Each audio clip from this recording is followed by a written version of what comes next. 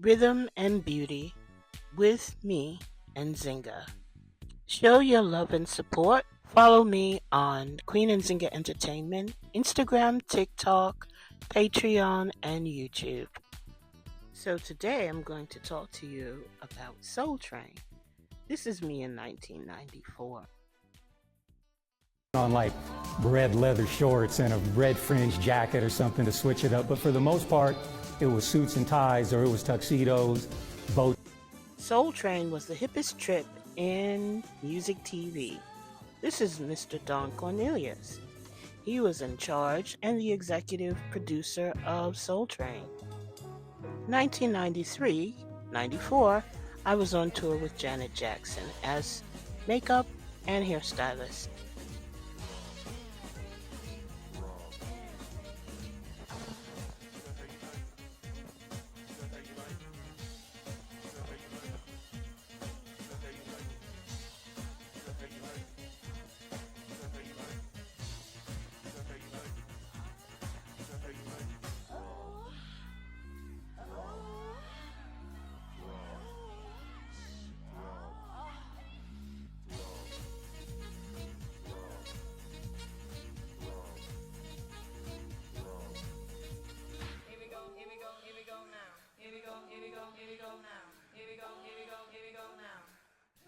Get busy.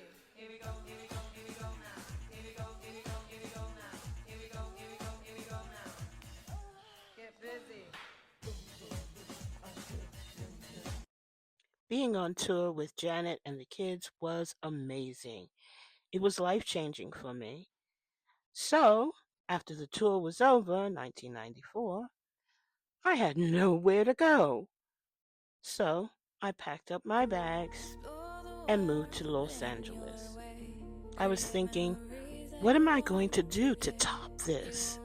I just worked with the number one pop star in the entire world, of course, next to Michael Jackson, her brother, and Prince, who was one of my clients. What was I going to do? I had no prospects whatsoever. Well, one day I got a phone call while living in LA, sitting around the pool.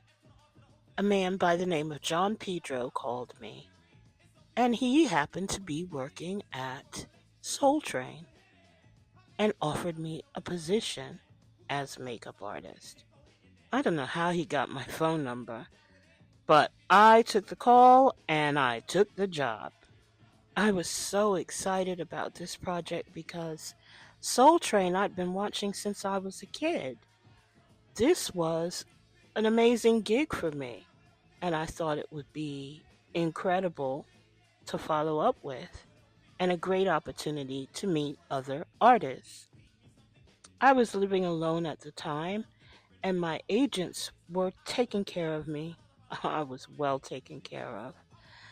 My agents were Minneapolis crew, Jerome Benton from the time, Kelly Benton, his wife, and Karyn White, the singer. That's right, Karyn White, the singer.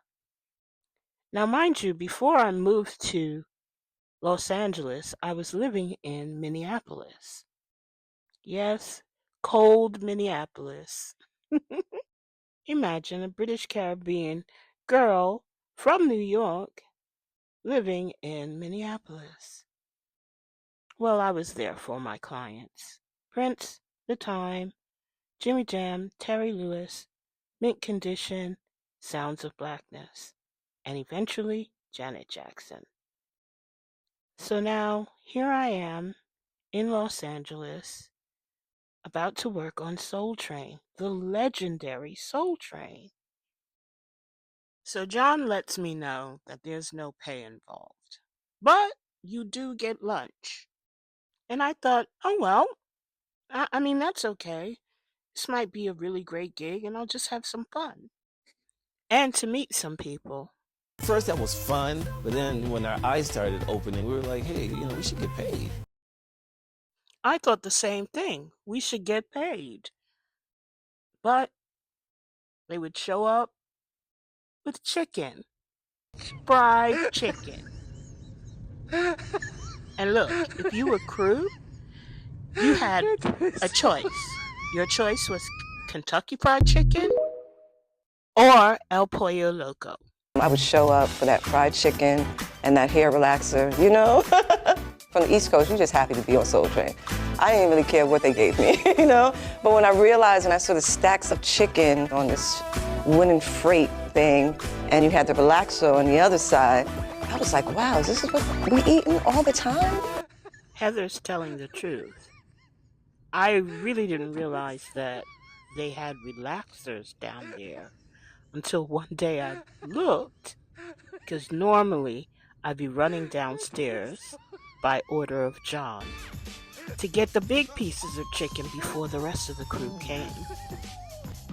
After a while, they stopped us from going downstairs to get lunch, and then they would send PAs up to take orders. And that's when they started implementing El Pollo Loco as a choice. And the hippest trip in America with guest stars, the artist, composer, and producer, formerly known as Prince.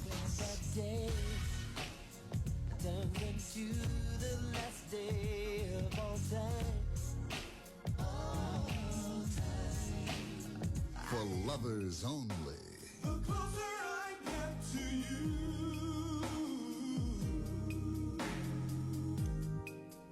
the more you make me see.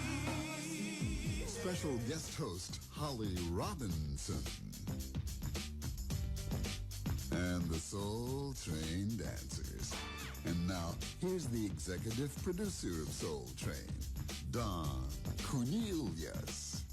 Hello and welcome aboard. We're going to push it real good for you with a very talented co-star of ABC's Hanging with Mr. Cooper, Holly Robinson. Jamming is this week's special guest host of Soul Train. So come on back and kick it with Holly, some fat grooves and some totally smooth music guests, including the man formerly known as Prince, right after some very important messages. Singing with the whole frame. The whole aim is to no name down with the Soul Train. The new man said down out of the. Now, I don't know how he got Prince onto the show, but he was there. And if you know the story about Prince and Soul Train, he never actually did Soul Train before because he didn't believe in lip syncing. Well, he was that day. And to his surprise, I was working there. And he was like, "My God, you're everywhere." Of course, we made jokes and had great laughs. And I told him about some of the things I had going on. I was hoping to work with him again, but I thought it was going to be a one-off and that I would never see him again. But guess what happened a couple months after that? So I'm hiding out in LA, hiding away from all of my friends back in New York. And I get a phone call from my bestie, who you all know as Maxwell. Oh, and did I mention that while I was out there at this time, there was the Northridge earthquake, which is why I got a call from my dear friend Maxwell. He was concerned about me. I didn't know how he got my number, but I was like, I'm ready to get up out of LA. Then came the aftershocks, which were almost as large as the earthquake itself, and those lasted for about 2 weeks.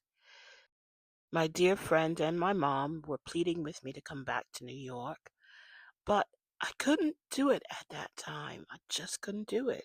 I felt like there was something else that needed to be done, and I was committed to working on Soul Train, which was my saving grace at the time, and it brought me so much joy, as crazy as it was.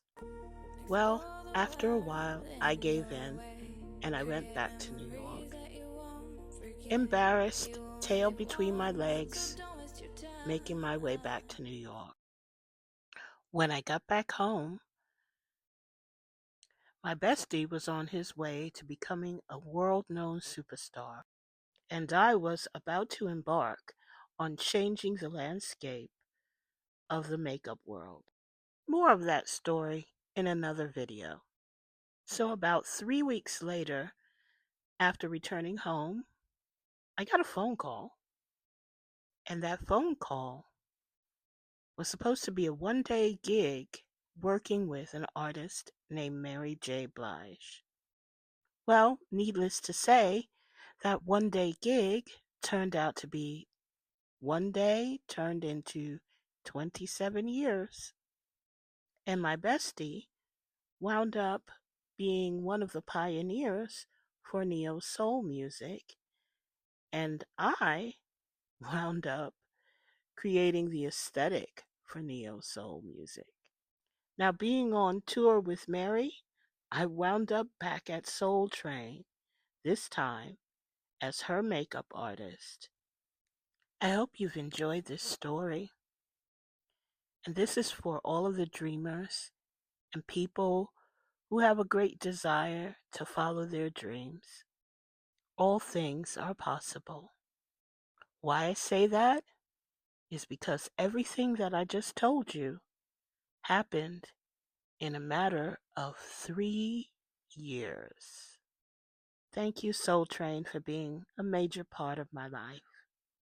Until the next episode, love, peace, and soul. It wasn't just a TV show. The Soul Train, the heartbeat of a generation. Soul Train began in 1970 as a local show in Chicago. Don Cornelius brought in neighborhood teens, giving them a chance to dance on screen. In 1971, Cornelius moved Soul Train to Los Angeles and signed a syndication deal. It became the first nationally televised music and dance show focused on black youth. And it changed Saturday mornings across the country. And who could forget the scramble board? Dancers solving puzzles mid-show, sometimes with real messages hidden in the letters. From Aretha to the OJs, Soul Train gave legends their spotlight. It wasn't just entertainment. It was cultural education set to a beat. The Soul Train line became a sacred ritual. One by one, dancers hit the runway, spinning, dipping, gliding with pride, excellence on full display. Soul Train shaped what came after, like BET, 106 and Park, Versus, all riding on tracks Don Cornelius laid down. Pass the beat down. Keep the soul alive. Each one, teach one.